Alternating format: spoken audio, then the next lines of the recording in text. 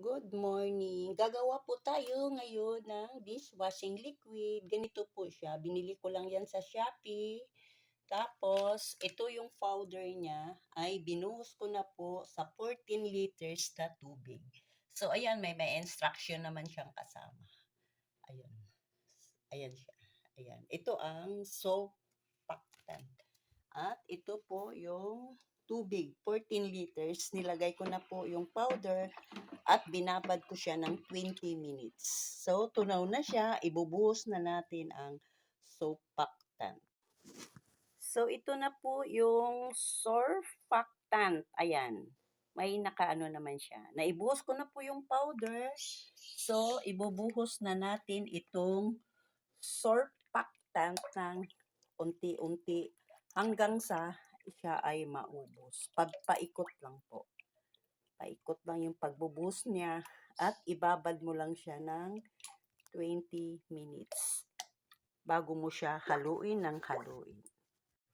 Nailagay na po natin ang lahat ng ingredients. So, ito na po ang pinakahuli nating ilagay. Ito yung kanyang kulay. Unti-unti lang po natin siyang ibubuhos ng paganon. Paikot siya. Tapos, haluin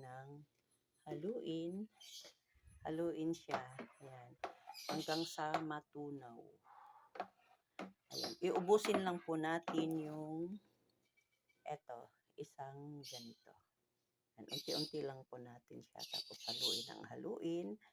At pagka naubos na po yun, ay babad muna natin siya ng ilang 48 hours, 2 days, bago isalin sa bote. So, pwede na po siyang pangbenta. So, thank you for watching. After ng 48 hours o 2 days, ito na po ang kalabasan ng ating ginawang dishwashing liquid. Kailangan ganito siya kalapot. Pwede mo na siyang isalin sa bote at pwede mo siyang ibenta na o kaya yung kahit panggamit mo, hindi ka nabibili. So, thank you for watching mga ka-person.